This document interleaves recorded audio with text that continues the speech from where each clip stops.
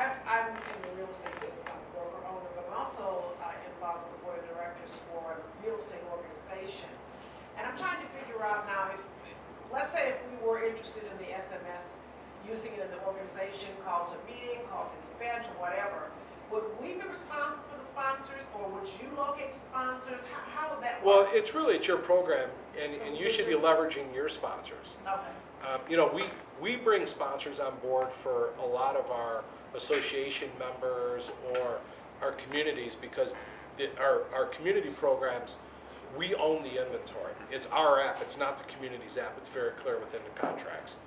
And so we own that space, we own the inventory. If the community brings the sponsor in, we give them a little bit more juice to do it because I got to pay a sales guy regardless to bring the dough in. So I'm going to pay somebody extra money. But you want to keep your money, is my point, especially within your world. Because, again, you've got certain demographics that, hey, you got a nice fit, especially within real estate. You know, whether it's, you know, polling is really important within associations and boards and stuff. Getting instant feedback.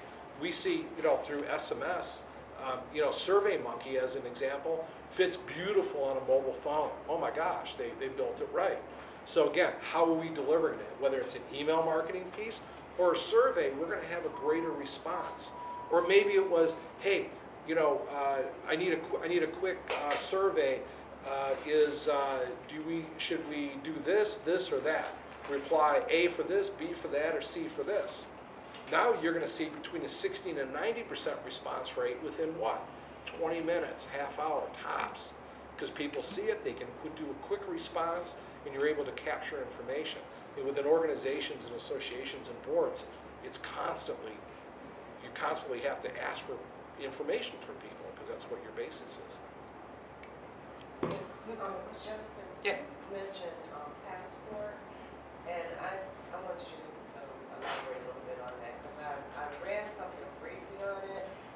Right. So my understanding is that Passport gives you as a business the ability to. So, for instance, you can with your Passport pay for things very easily and quickly using the Passport application. And I think the concept is that any business, or at least with some degree of effort, can integrate themselves or add themselves to sort of Apple's Passport application. So you go into Starbucks and pay for something using your Passport application. So if I have an online retail store, would I be able to use that? I think it might be possible. I haven't done a ton of investigation, but I think most business. I mean, the whole point is I think it's supposed to be open to and available to any business that's willing to invest into making their business available to Passport. I think that's right. Yeah. And one more question: the push notification. I heard somebody mention that. That's me. Is that where you get a text and you push? Because I received one of these, and you push it, and it takes you to not a website, The but application. it's like a video of their business, and it gives you. Is that what it? So a push notification specifically are notifications that an application can give you. So for instance, let me give an example.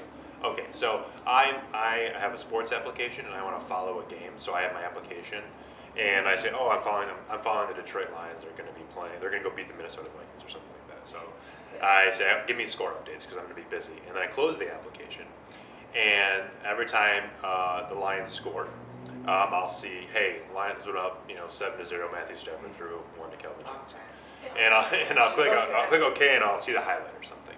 So, but that's gone even further, and this goes back to being geographically specific. The thing about that is that you go there and you opt in to say you want to see that score, and it's targeted towards you. There are movements and services now for applications where you can say you want to opt in on geographically specific things. So when I arrive in San Francisco, I want to know about some things about the area I'm in, and so it can tell you, like, okay, well, you said you like sushi, so here's the closest sushi places, here's the taxi service that people recommend, and it knows that you're in San Francisco. And those applications are doing specifically targeting you because of where you are, and it's not just pushing it to everybody. And it's for a specific application, so like Yelp or something. So those are the location-based technologies that we refer to, and that's because it's reading your GPS. It knows exactly where you are. Yep, exactly. Yes. I've been crying out for some real heavy direction, and I think I got the power players in this room right now.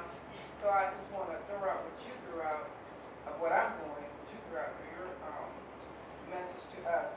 I am in school for construction management, my master's. So I'm starting a construction company. I'm taking over my uncle's upholstery, drapery, and blinds business, and also my nonprofit. So you covered sales, research and development, transportation, installation, instructor, writer, software development, marketing, which covers all three. I want to open up a manufacturing company, manufacturing all of these up under one umbrella. So I'm trying to see with you all, with the nonprofit, the educational piece, advancing the young people to the mobile world. Then with the construction, with the smart home construction, and then also the manufacturing company. And you said something about location-based technology. The example that Justin just gave you. Okay. I want to correlate all that into one piece and put my plan together and work it from brains that can help me put that together. Like So in other words, taking all those different entities that Yes, you're ma'am. kicking off, how can mobile help each of those entities? Right. That's a longer conversation Yeah. than we can do here. So what we would say is, what's your budget? Yeah. And Whereas what we would say as a trade association is, let's have a conversation Yep. and let's start understanding what it is you're trying to achieve, and then we'll send you to him, Sure. you know, whomever is the appropriate place for us to send you based on what we sort of serve as sort of a clearinghouse for the companies that are part of our membership that provide mobile services. Because as you can see, there's a lot involved in understanding how to work with them and how these technologies can be utilized. And so our job as a trade association is to help you understand what you can do, and then for us to try to send you in the right direction to a number of companies who can help you with those specific things. Well, what Greg just gave me direction. He said, what's your budget? So that means I need to go back to SBA and the others to get me some money. Yeah, but before you can even do that, you need to have an understanding of what kind of with the budget you SBA lady, need. raise your hand Yeah, in the back room. I'm working on that. Yeah, but in order to do that, you really need to get more information first. Yeah, yes. Begs the question, normally you need your strategic plan, your business plan, which might include your communications, your marketing, your statistics, your advertising. So, I think for some of us, it's like, well, tell us what we can get for so much, and you want to know how much we have to spend. Are any of those areas that you need to create and plan available through your businesses? That's what we as a trade association can help Figure guide out you what into. their hours Yeah, and where to go. yeah, Okay. yeah. Some companies might have their own And talent that's everything where, else. you know, we're looking at putting together programs where we can work with organizations like CEED and other organizations where we can say, okay, you as a small business are starting a business, you need to think about how you can incorporate mobile into it. Let's start delving into specifics. Maybe we can do workshops and say, okay, you need to think about this, so let's look at this in more detail. You need to think about this in your marketing plan, let's do this in more detail. That's what we do. Because when you go to them, you do need to have a budget. You do need to have a strategy in place, at least a basic strategy. They're going to help you evolve it, and they're going to help you fine tune it. But you need to have a strategy for your business in place, and that is where we can say to you, okay, given what you're saying you want to do here with your business, we see some opportunities for mobile to help you in this area, and this area, and this is what we think you can do, and this is what we would recommend you get started with, and here are some companies that you can talk to. And there's economy into being prepared. Yeah. And the more prepared you are, and the more resources that you've already put together, Right. at the end of the day, we all bill for time. Yep. So the better you're prepared and a better vision you have already clear, it's to your advantage financially and otherwise. Any other questions? Okay. Thank you so much for coming out today. We hope this helped. Thank you. Thank you.